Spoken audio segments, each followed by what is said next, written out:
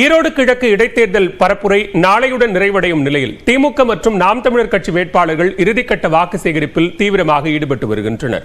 சட்டமன்ற உறுப்பினர் ஈவி.கே.எஸ். இளங்கோவன் மறைவுக்கு பின்னர் ஈரோடு கிழக்கு தொகுதி காலியாக அறிவிக்கப்பட்டு பிப்ரவரி 5ஆம் தேதி இடைத்தேர்தல் நடைபெறுகிறது. இடைத்தேர்தலை அதிமுக, பாஜக, தாவேக உள்ளிட்ட கட்சிகள் புறக்கணித்த நிலையில் திமுக, நாம் தமிழர் இடையே நேரடி போட்டி நிலவுகிறது. திமுக சார்பில் வி.சி. சந்திரகுமாரும், நாம் தமிழர் சார்பில் சீதாலட்சுமியும் போட்டியிடுகின்றனர். இடைத்தேர்தல் பரப்புரை நாளை மாலையுடன் நிறைவடையும் நிலையில் திமுக வேட்பாளர் சந்திரகுமார் இறுதிக்கட்ட பரப்புரையில் தீவிரமாக ஈடுபட்டு வருகிறார். சம்பத் நகர், உழவர் சந்தை உள்ளிட்ட பகுதிகளுக்கு சென்ற அவர் துண்டு பிரசுரங்களை வழங்கி மக்களிடையே வாக்கு சேகரித்தார். அதேபோன்று நாம் தமிழர் வேட்பாளர் சீதாலட்சுமியும் வ.உ.சி. பூங்கா மைதானத்தில் நடைபயிற்சி மேற்கொண்டவர்களிடம் வாக்கு சேகரித்தார்.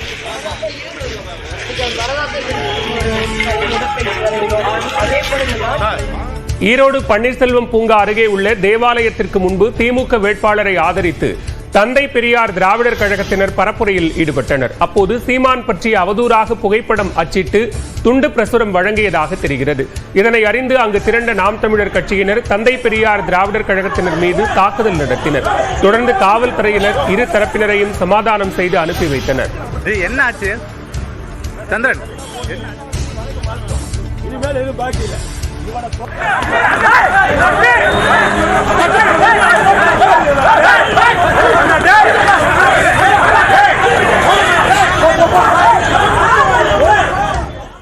தான் எந்த கட்சியையும் சாராதவன் என்று இசிஆர் வழக்கில் கைது செய்யப்பட்டிருக்கும் சந்துரு வாக்குமூலம் அளித்துள்ளார்.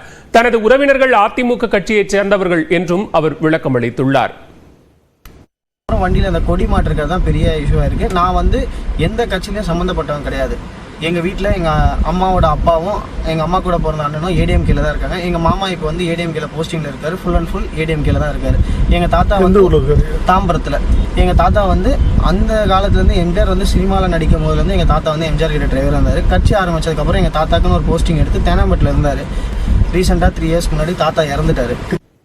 சென்னை கிழக்கு கடற்கரை சாலையில் பெண்கள் சென்ற காரை வழிமறித்தது ஏன் என்று இந்த வழக்கில் கைது செய்யப்பட்ட சந்துரு வாக்குமூலம் அளித்துள்ளார். ஓட்டிட்டு போயிருந்தது அந்த லேடிஸை மடக்குனது எல்லாமே நான் தான்.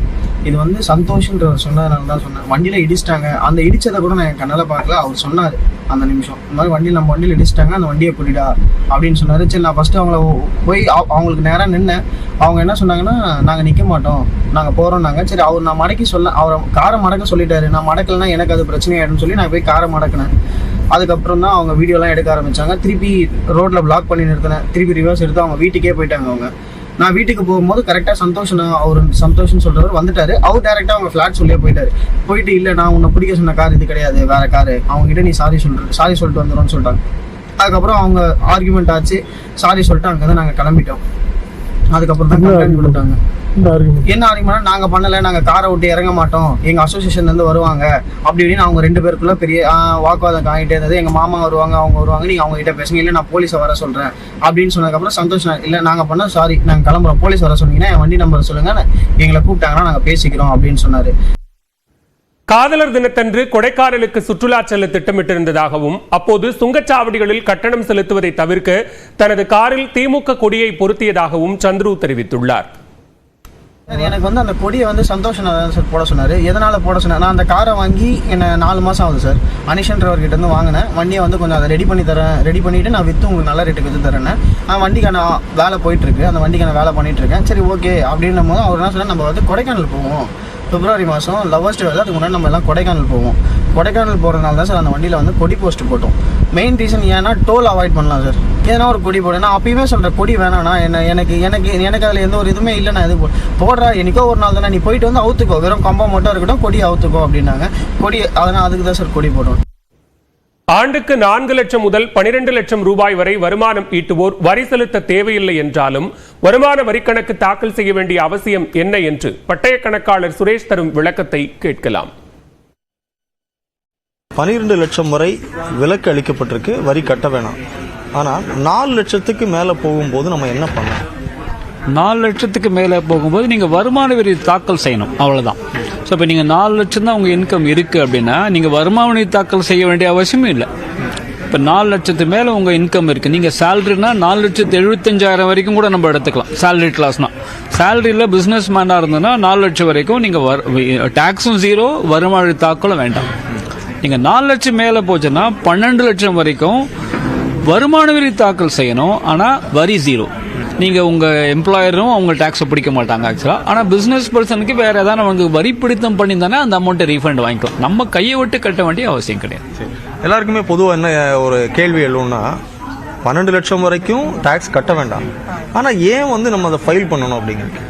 அதாவது என்னன்னா, இப்போ நம்ம 140 கோடி மக்கள் நம்ம இருக்கோம் பாப்புலேஷன். ஆனால் வருமான வரி தாக்கல் செய்கிறவங்க ரொம்ப கம்மி. ஸோ அது நம்ம அந்த ஒரு தாக்கல் செய்யறதான் ஒரு ட்ராக் வரும் சிஸ்டம்ல, அவங்க சிஸ்டம்குள்ள வருவாங்க ஆக்சுவலா. ஸோ நம்ம இந்த அப்படியே 12 லட்சம் வரைக்கும் ரிட்டர்ன் ஃபைல் பண்ண வேணாம்னு சொல்லிட்டாங்கன்னா சடனா நம்ம வரி தாக்கல் செய்யறவங்களோட இதுவே தடால்னு குறைஞ்சு போயிடும். இது ரொம்ப கஷ்டப்பட்டு இதை பில்டு பண்ணிருக்கோம். இவ்வளோ பேர் ஒரு 7 கோடி பேர் வருமான வரி தாக்கல் செய்யறதே ரொம்ப கஷ்டப்பட்டு பில்டு பண்ணிருக்கோம்.